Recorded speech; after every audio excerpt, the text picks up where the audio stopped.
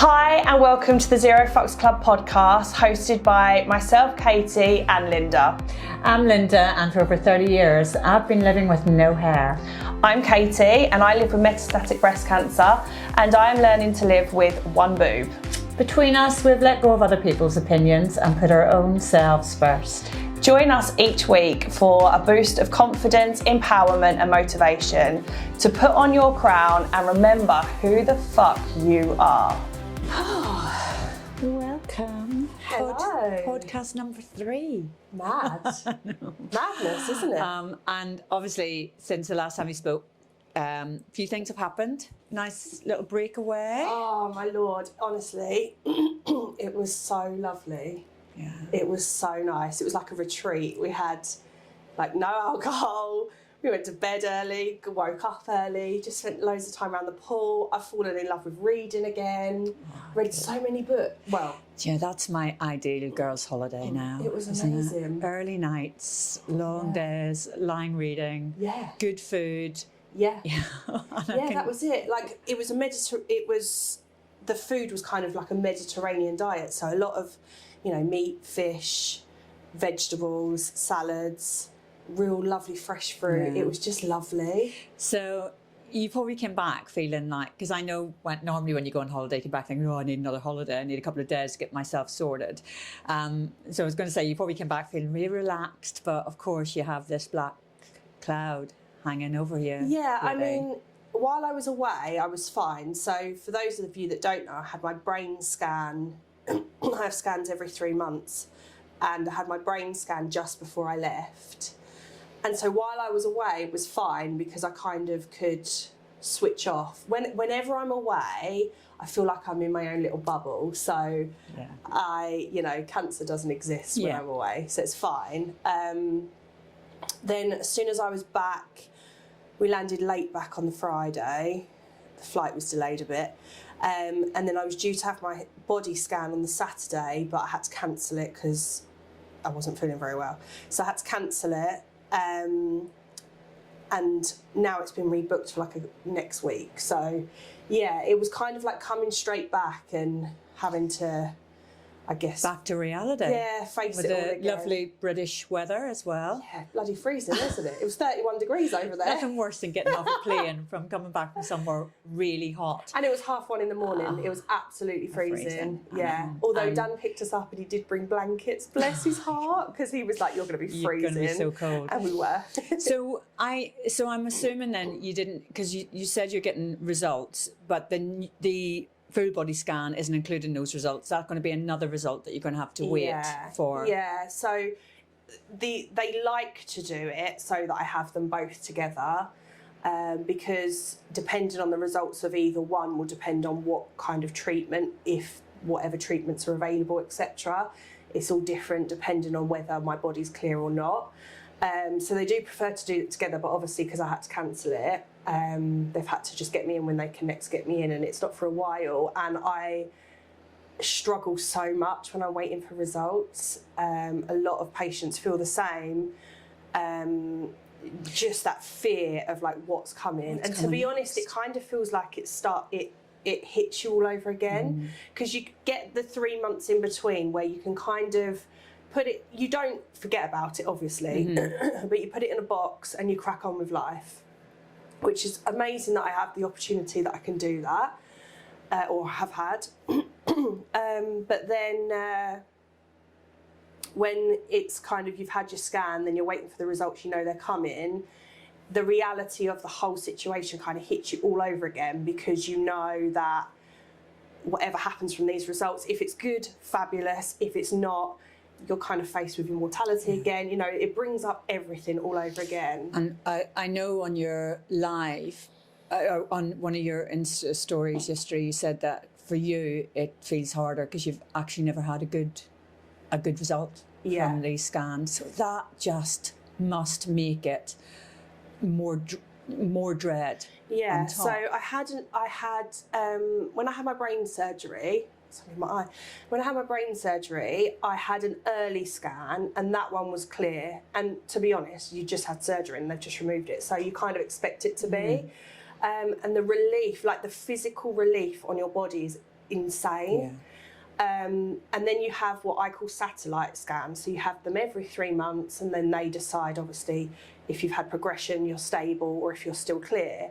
And I haven't yet had one that hasn't shown something there, progression of some sort. And what, I mean, is there percentages, statistics that say that, or is it just everyone's different? There's nothing you could look at and say, well, you know, there's a good percentage of people with your diagnosis are actually getting good results and you were just unfortunate, or No. is it, it's just... It's literally like, let's stick our finger in the air and see what's going. Like there's literally limitless things that could happen. That's why they can't give me any sort of prognosis. They can't tell me, how this is going to pan out, how it's going to work, how it's going to end. Like they can't tell me any of that because there's just so many variables. And you can't even go by how you're feeling either, because I know I said to you, and we just had a friend come to take the dog for a walk, we both said how bloody amazing you're looking. You look so good, you look so well, and you said to yourself, well, I feel well, but then that, when you had you were out running. Yeah. So even though you feel well, that's no... This is it. You can't go by that. It's just crazy. Like you can look so well on the outside, but on the inside, your body's doing some funky things, and that messes my head up as well. You know, like when you feel good and you feel like, oh, in my head at the minute, I'm thinking, right, I want to start doing some sort of challenge for myself. Yeah. I don't quite know what. I'm going to have a think, but I want to do something. But I'm like, actually, I kind of need to see what my scan results say, because that's going to tell me what's actually happening in my body and whether I can actually do what I want to do. Yeah. Whereas I feel like I could do stuff. When you said challenge, like a physical challenge. I want to try and, I don't know what. I think, so my thing is that the day that I went for the day that I had my seizure, I went for my first run of Couch to 5K. And the idea for me was that I was going to do the Couch to 5K, and then the next bit, there's another app called Couch to 10K. So it basically follows on from Couch to 5K all the way up to 10. And that's kind of, I'd set myself that challenge, that that's what I wanted to do. I'd made my mind up, put my trainers on, went out for the first run, and obviously we know what happened. So there's a little part of me that's thinking maybe I should do that, because I kind of want to stick my middle finger up to cancer and go, you might have got me the first time, but I've managed to do it. So I might do that, I don't know. I need to just see what my body's able to do. Something I heard, I was watching TV the other day. Which one of the Nolan sisters is it? Is it I can't remember. Bernie, I want to say, or I don't know. And she was saying, because she's stage 4 now, and in her brain, she said, it's taken so much from me already. I will not let it take anything else from me. What she said was very similar to what you've said. You know, I want to stay positive, but it's hard staying positive. You put on a brave face, but it's hard putting on a brave face. And at the same time, you want to, like you say, fuck cancer. But at the same time, it must be so hard to fight that feeling of, I just want to lie down and just give. I mean, absolutely. Today was definitely one of those days that, to be honest, had you have not been coming round, I'd have probably hidden inside my duvet all day. But yeah, you know, I think for me, I've always wanted to be positive, and I've always been like, right, whatever you want to throw at me, I'm going to do it. I'm going to try and, you know, extend my life for as long as possible, especially the first time round, because we were hoping that would be curative. I was literally like, throw everything at me. I'm going to do it. I'm going to do it. But now it feels like it's just really tiresome, and it's really hard work. And, you know, I had some really dark places that I went to not so long ago. Not that, you know, you want to end it or anything like that, but there was a point where I was like, do you know what? This is so hard to just keep picking myself up, that actually if I closed my eyes and it was all done, that wouldn't be a bad thing. But that's that was a very short period of time that I felt like that. And now I'm still very much, you know, like I have got a life. I'm very lucky where I'm at. And I'm definitely going to keep fighting for it, but it is really mentally tough. Yeah. So going back to, because I know you said in the beginning when you had your initial diagnosis, and we were all shocked, all of us were shocked, but there was always that, it's okay, people have fought this, it's not a disaster, it's not terminal, which was the word that everyone dreads, isn't it? And you said that you were just fighting everything. So when you got this, because it's now stage 4, how do you go from, I just don't know, Katie, how do you go from someone who, I've got to fight this, I'm going to that, I can fight it, but I'm not going to beat it? Yeah. I don't really know how I go from that, to be honest. When I had my seizure, I hit the deck, obviously I did lose consciousness, came round, and I knew instantly what it was. And the ambulance driver, or the ambulance people, I said, you need to go and scan my brain. And he was like, what are you talking about? Like, okay. Obviously they do that anyway, but he was like, why are you saying it, basically? And I said, I've had breast cancer, it's blatantly in my brain. And I don't know how, like, why I knew that, but I just did. Do you think it was subconsciously all the research that you've done and the people you've come into contact with through? Well, the thing is that it obviously, brain is definitely a place where it goes, and there are lots of people that has happened to. But whenever I've spoken to people or I've known people personally, it was never there first. It was always bone, I think it's bone, liver, lung are the kind of not more popular, what am I trying to say? That's it, common. Yeah, not popular. More common areas for it to go to. So I knew a lot of people where that had happened, but I didn't know anybody where it had gone to their brain straight away. So when my consultant told me, it was very odd. I was very calm about the whole thing, I think because I knew it wasn't a shock to me. Dan, bless his heart, was absolutely knocked off his feet. But I was just really calm, and I had this, probably going to sound a bit of a dickhead, but I had what I feel was a bit of a spiritual moment of like, this is how it's meant to be. And my children wouldn't be my children if they weren't strong enough to deal with it. This was just how my life was always going to end, or like how it was always going to be. So it was really odd. It was a really odd thing. I wish that I still felt like that, because I don't. I don't feel calm anymore. I feel a lot more like, fuck, what is this going on? And that, why me as well? Why? And there is no, it's just fucking shit. It's your life. I don't really feel why me, and I never really have, if I'm honest. Obviously I have moments of that, but overall I kind of think, why not me? Because actually, if we think about this vast universe that we live on, like, we are just mere little ants that are here for a minuscule amount of time. Like, if we think about the bigger picture, and that the world doesn't necessarily revolve around me, which is, unbelievable.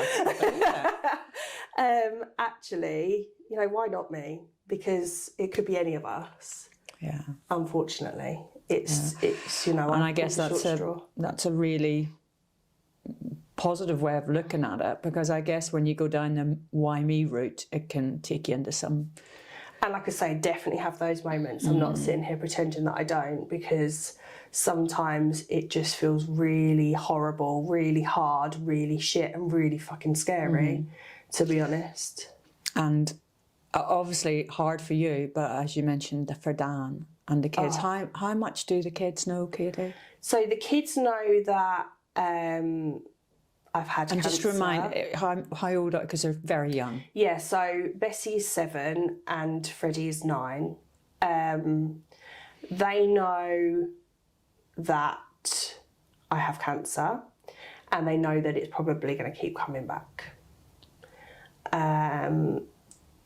They aren't stupid either, so they have asked me the question, And I have been honest, but not in a way that's going to scare the crap out of them. And just, I think with them, I have to remind them a lot that we have to focus on the now.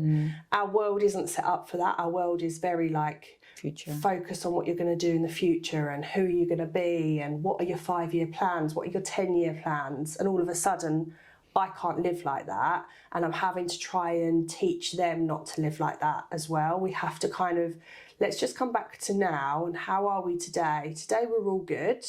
Today mummy's here, today mummy's fine. And realistically, that is all we can all do. Yeah. Like we all only know what's happening now. No one knows what's going to happen in the future. So yeah, that's what I try and kind of work on with them. And they both have their moments, definitely. Bessie's struggling at the moment. We've got a lot of support from the school, which is absolutely amazing.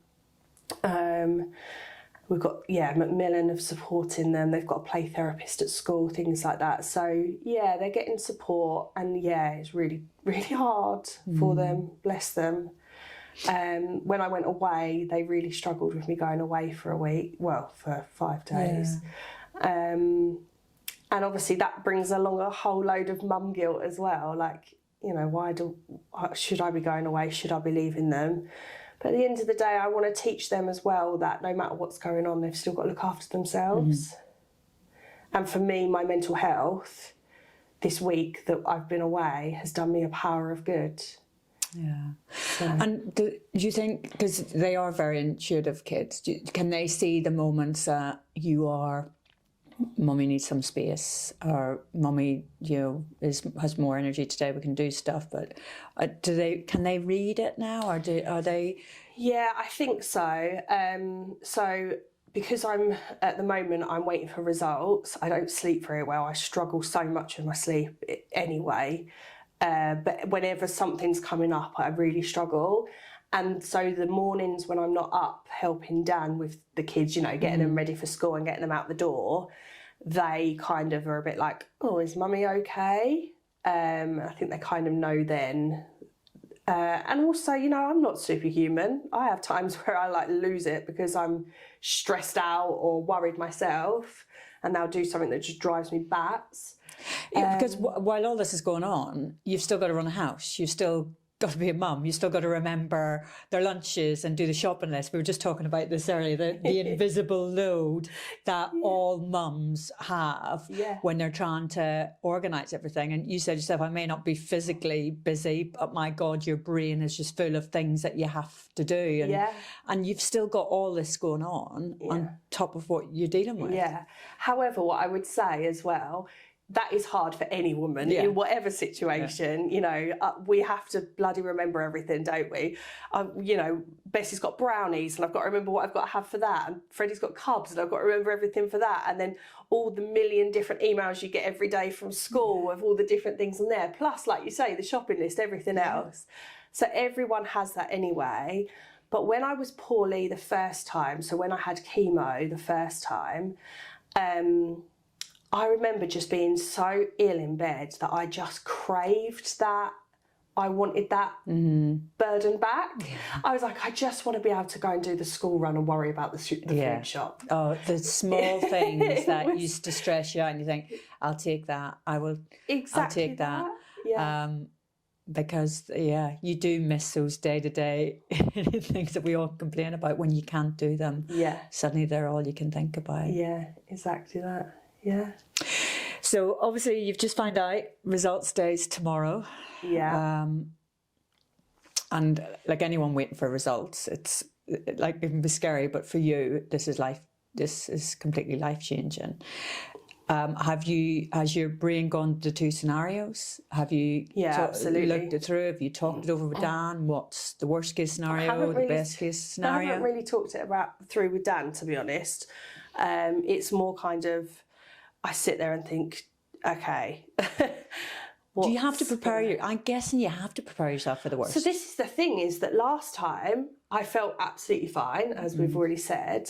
And we were actually in London. So the last scan result that I had was at the beginning of December. And I felt absolutely fine. We had a trip booked to go and see Elf the Musical. I remember. We'd gone up to London. I was like, let's go for McDonald's breakfast. I'm getting a call from the hospital, but I'll just pop out when they ring me. Because I honestly did not think it was going to be. But I just had surgery in the July.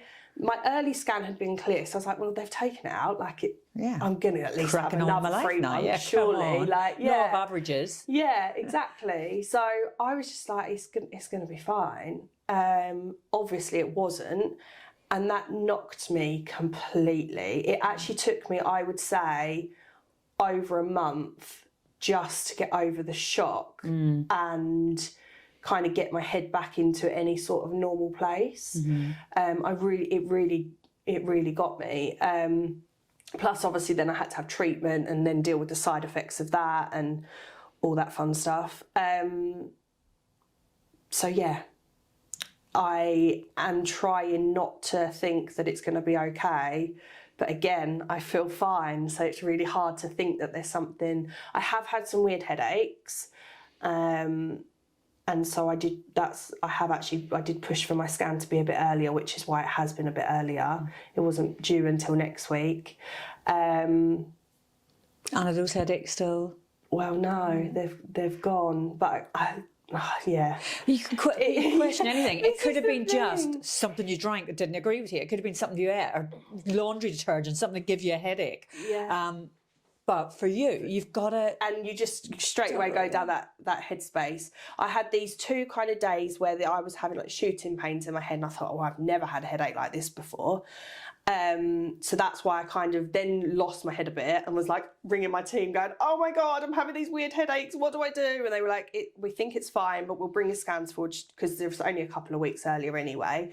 So we'll just make sure. And I was like, okay. And then basically after I spoke to them and they kind of calmed me down, I did start to feel much better. I have had the odd headache since, but they weren't like that. Although when I was on the plane on the way back, I had a really bad headache, really, really bad. But then that, again, could have been so many things. I've been bunged up, so it could have been the altitude with my sinuses, it could have been so many different things. And that's the pressure, anything. Exactly. Anything. Exactly but most of us would think, oh, put it down to something. But for you, automatically... brain cancer on bed tomorrow, basically. Exactly. Yeah, that's where we're at. So yeah, it's one of those. So waiting game now. Yes. The longest 24 hours. Yes. Ahead of you. What do you do in those 24 hours? How do you cope? What's your plan? Do you know what? Actually, because they rang me this morning to tell me when it's going to be, I feel a lot calmer now. It's when I don't know when the results are coming and that they could just hit me with them at any time. At least I know that until tomorrow at 11 o'clock, I can do nothing about it and nothing is going to hit me out of left field. I will just be able to, I should be okay. We're actually going to take the kids out for dinner tonight because they had a lovely parents' evening yesterday. So we're going to go and take them out for dinner tonight as a little treat. And again, I think that'll just, that will help me and we'll get through. Somebody be with you tomorrow when you get Dan's going to work from home tomorrow just to be with me, just in case. Yeah. Because obviously if they're good, then we'll probably have to go to the pub and celebrate. Yeah. If they're not good, then he might need to just hold me up a little bit. But yeah. And I know when we talked about doing this podcast, because we wanted to do it weekly and we had all these plans, and of course, like anything, things get in the way. And when you messaged me, it was last night, you said, I'm in a dark place. I don't know if I should do the podcast. And my reaction was, you've got to do the podcast. Yeah. Because it can't all be light and humour and, look at us, we're coping with what we're coping with. Aren't we brilliant zero fucks people? It's got to be actually, there's shit side to this as well. There's a really shitty side to this. Yeah, and I think I'm so up and down in that, like last night I was really like, I can't face talking about any of it. I just want to hide in my duvet. I don't want to think about it. And then today, yeah, I'd probably still feel a little bit like that, but I don't feel as bad. It's a very like roller coaster up and down. And, you know, I'll be fine here this morning sitting here talking about it, then this afternoon I might not be. So get a dip. it's just one of those things. And I think, you know, we wanted to talk about kind of like how we got here as well with the cancer stuff. So I originally got diagnosed in March 2020. Just when the world went. Yeah. You went. Literally. Yeah. I'll never forget it, Katie, because we were all dealing with a pandemic and it was all new and we didn't know what was happening. There was a lot of fear and lots much of fear, wasn't panic there? and lots of toilet roll being bought. Yeah, God, do you remember pasta, that? couldn't get pasta anywhere. And while all this madness was going on, you and just tell us about the time, why you went along, that first, because you found a lump, didn't you? Yeah, so I was having a shower. It's a Sunday morning, I guess. I was having a shower, you know, washing myself as you do, and thought, that doesn't feel right. And I thought, okay, that's a bit weird. Kind of just like carried on getting showered. And this was in your boob? So literally right behind my nipple, which was weird because I thought surely if I was going to notice a lump, that was very prominent place on your breast when you're getting changed or whatever to be able to see it. But I'd never noticed it before. Right. So got out the shower, went to grab Dan and was like, can you just feel this? Like, have you ever felt this before? Obviously, he's felt them before, so surely he would know. And he was like, no, that's really weird. Like, but he said, that's definitely a lump. And I was like, yeah, it is, isn't it? So anyway, obviously it was a Sunday, kind of. I honestly just didn't really think much more of it. Then on the Monday morning, he said, you need to ring the doctors about that lump. And I was like, yeah, I will do. And then I looked down and one of my nipples were inverted and one wasn't. And I was like, that's not absolutely and not that normal. just happened overnight. Yeah. Right. And I was like, that's absolutely not normal for me. Some people, that is normal, but for me, that definitely wasn't. Did you Google? No, I didn't. Thank God. So I rang the doctor straight away. They got me in that day. I went in. She said, okay, are you on the pill? At the time I wasn't. Have you had any, the coil? I had previously, but I hadn't got it at the time. Did I breastfeed my children? Yes. Have I got any family history? No. What was the other things? Oh, my age. So because I was young, all these different things. And she said, well, you're very low risk if that, you know, I can't imagine that is actually what it is. And I was like, okay, fine. She said, but I will refer you because there is definitely a lump there and we'll just get it checked. So yeah, that's fine. But that must have right away put your mind at ease. Yeah, it was these people see people all the time. Well, not only that, to me, I was like, cancer doesn't happen to me. No. It happens to someone else. Like, I really, honestly did not in any way, shape or form worry that it was cancer. I really didn't. So they said, oh, we'll send you a letter through the post. I was like, okay, that's fine. Anyway, next morning, the letter comes through. I thought, bloody hell, that was quick. And it says on the top... Who says NHS is in crisis? I know. And it said on the top, urgent breast cancer referral. And I thought, yeah, but it isn't, because it just isn't. Obviously having a quiet day down there. Yeah. So it said on the thing, if you don't hear from us in 48 hours, you need to ring us. So I thought, oh, okay, that's fine. So I'll hear from them. Well, I didn't hear from them. And I rang them and I rang them and I rang them. No answer, no answer, no answer. I thought, oh, I don't know what's going on here. This is a bit weird. Dan then was starting to get a bit kind of fidgety. So he was really busy at work. He's got his own business. He was really busy at work and he was like, Katie, I just need this sorted because I'm really worried about you and I've got to focus on my work. So if we could just get this sorted, be told that it's nothing, because I was like, it's nothing, stop going on about it. Yeah, he was like, well, let's get told that and then we can crack on. And I was like, okay, fine. So he said, try and ring the Oaks, which is a private hospital. And I was like, Dan, we are not going to the Oaks. Don't be so ridiculous. Like, I'm not paying for this. This is just stupid. So anyway, kept ringing the NHS, finally got through. They said, oh, we're really sorry, but we've closed all the screenings because of COVID. We don't, and I was like, oh, okay. So when are you going to open again? She was like, oh, we don't know. And I was like, so as it stands, I've got a lump, an inverted nipple, and A letter saying a urgent. letter saying that it's urgent and that I need to be... And now you're telling me, well, it's not that urgent because we're dealing with something else. Yeah.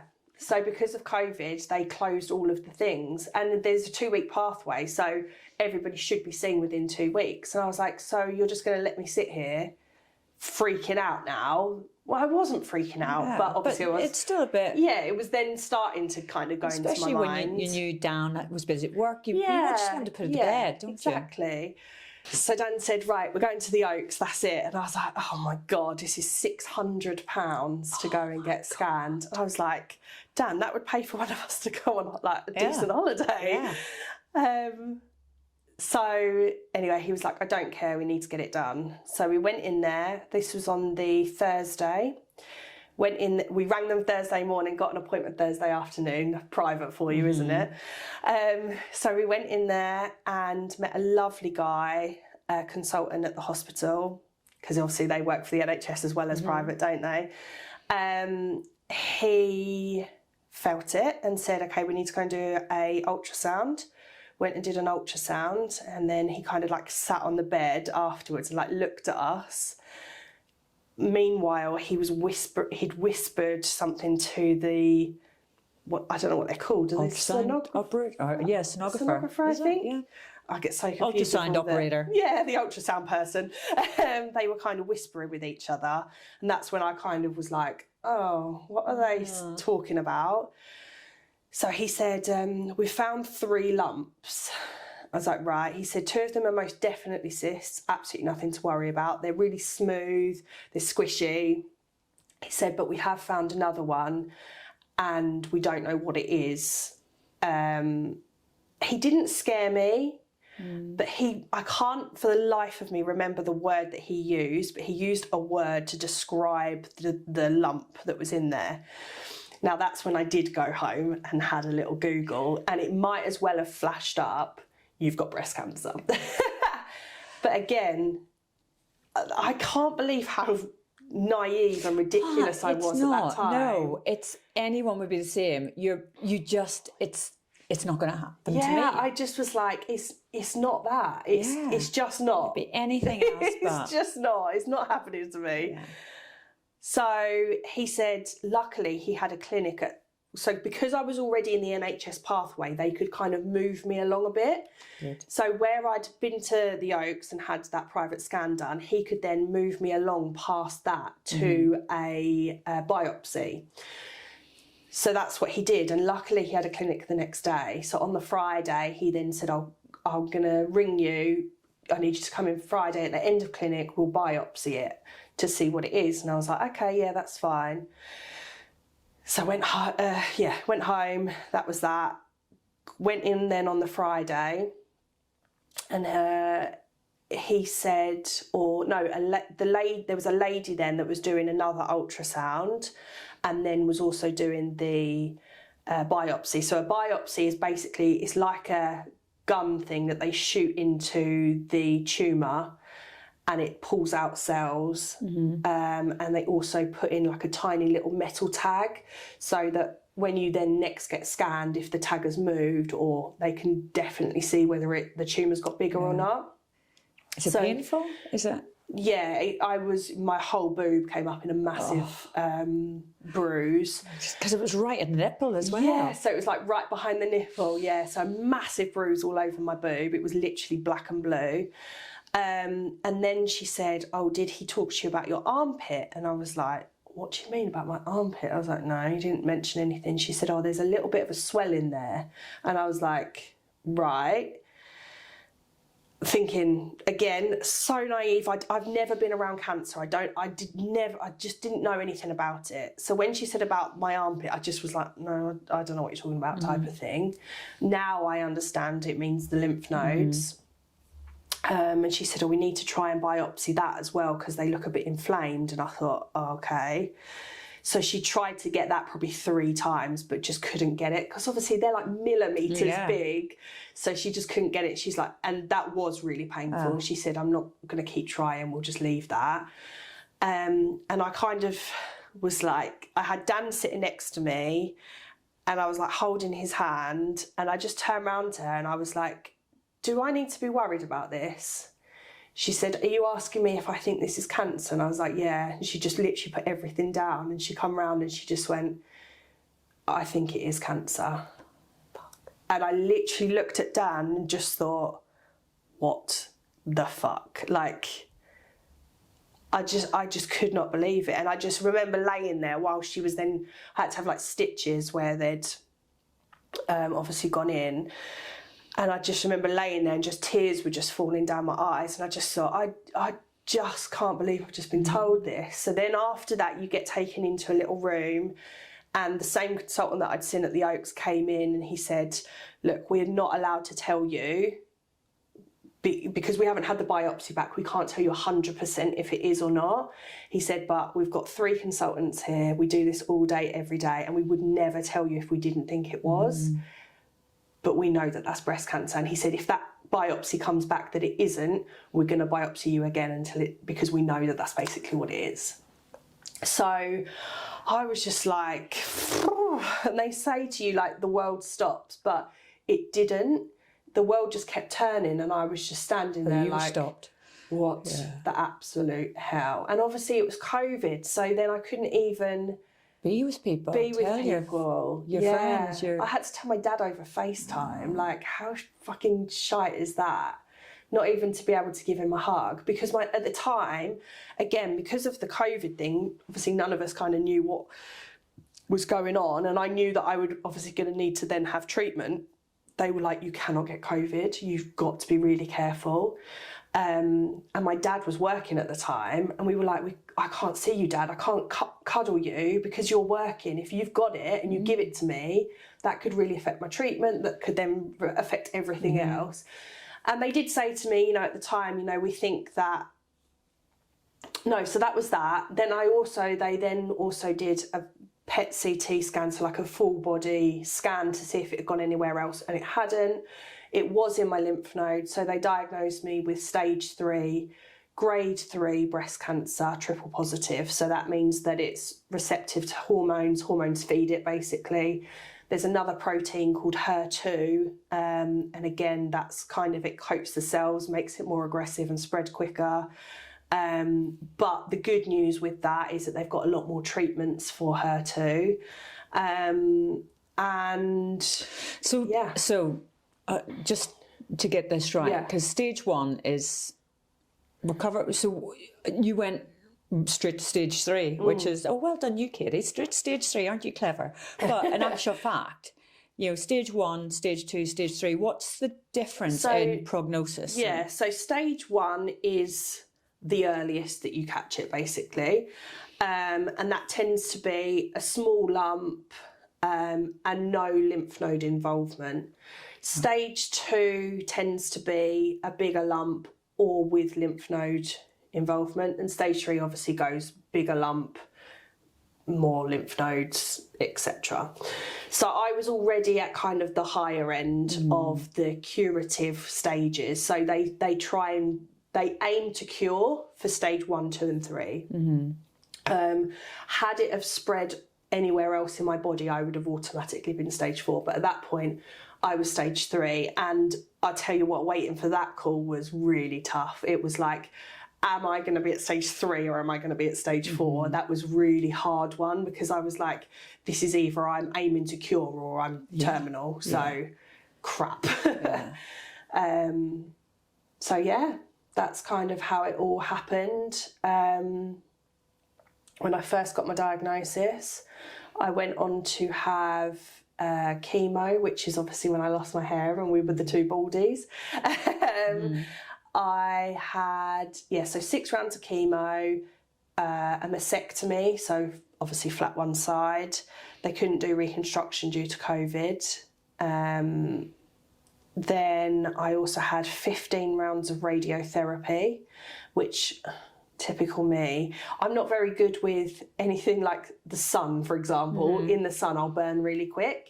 And radiotherapy burns your skin, but it tends to just look like sunburn.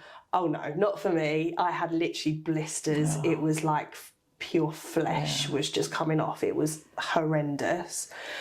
So I had that. What else did I have? Oh, I had 18 rounds of immunotherapy. So that was to do with the HER2 protein that coats the cell. So I had 18 rounds of that, which was like an IV drip. Didn't really get many side effects from that, so it wasn't too bad. Which was the worst treatment, would you say? Chemo. Chemo was the worst physically, by far. Radiotherapy was actually surprisingly hard mentally, because you're at the hospital every single day, and for me it was 15 rounds, so for 3 weeks, because they don't do it at the weekends. So that was mentally really tough to keep getting up and going there, plus you're tired and everything else. So yeah, but chemo by far was the hardest part of the treatment. Because of the actual, treatment sitting there, are the side effects? Oh, side effects, yeah. Really? Yeah, so when you first start chemo, they give you pre-meds, which are like steroids and antihistamine. So you have those before you go in. So you don't sleep before you go in, because the steroids keep you awake. You then are given an antihistamine, which then knocks you out. So you're kind of like wired but knackered. And then you're obviously pumped full of all this fluid. So you come out just feeling like disgusting, like just full of fluid, not really on this planet because you're so tired and wired. So yeah, that was tough. Obviously losing your hair for some people is a real hard thing. I did brave the shave. I kind of took control of that part. I could not face laying on my pillow and seeing massive clumps of hair on it like that. I couldn't have done that. It's the physical appearance and the change in your physical appearance. Because you said that the steroids and everything just makes you you don't look like yourself anymore, do you? And then you lose your hair. I looked like Paddy from Emmerdale because I had bald hair and glasses and obviously had blown up. And I got to my biggest ever weight that I've been as well. So and also I had a PICC line, so I had this horrible looking tube hanging out of my arm all of the time. And it must be hard not to care about, well, I don't give a fuck what I look like because it's going to cure me. But at the same time, it must, because we're always going to be concerned what it's natural. 100%. But what I would say is that I felt quite lucky in that when I was shut down because of chemo and couldn't do anything, the whole world was shut down. So it wasn't like I was seeing everyone else get on with their life. Yeah. Because I think I would have found that much harder, knowing that everyone else was going out, enjoying themselves, living life, enjoying being with their kids, and I was stuck in bed poorly. So I guess COVID, actually, although it had its downsides for me, treatment, it actually had its positives. And it meant that Dan was at home because obviously he was working from home then. Not that he wouldn't have been if I was poorly, of course, but yeah, we were all together. Although it was shite, we were all together. But in the February, before I got diagnosed, we had started renovating our house. So during chemo and all the other crap stuff going on, we also had to move out. So we had to pack the whole house up. Luckily, I had family that were amazing, but the whole house had to be packed up. We had to be moved while they were doing the renovations. So, yeah. Oh. So, and then obviously we know then you got the all clear. Yeah. Rang the bell. We had a big party. Rang the bell. I had a big party, a big FU cancer party. Starting all over. Yeah. I retrained. Yeah. New career. Jobs. Yeah. Lots of plans for the future. And then cancer just thought, no. Yeah. I didn't even get a year clear, which was hard, but then statistically they say it's the first 2 years. If you can get through the first 2, then you're lucky, But if you don't, normally it's the first 2 years that you're then diagnosed again if it comes back. And obviously the absolute wanker had travelled around my body and gone up to my brain. And what I didn't know at the time was that all of the treatment that I'd had didn't ever cross the blood-brain barrier, which to me is absurd, but that's, where we are with research and things like that at the moment. That's just where we're at. And unfortunately, there's not more being done, but... So I know we've spoken about this in the past, because the scans don't take in the whole body.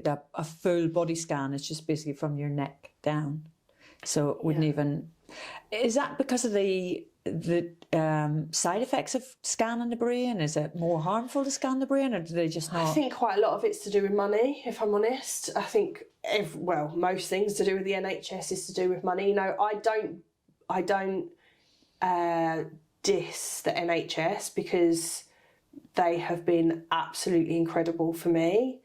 The service I've received has been amazing. I've heard some bloody horror stories, and I feel very, very lucky.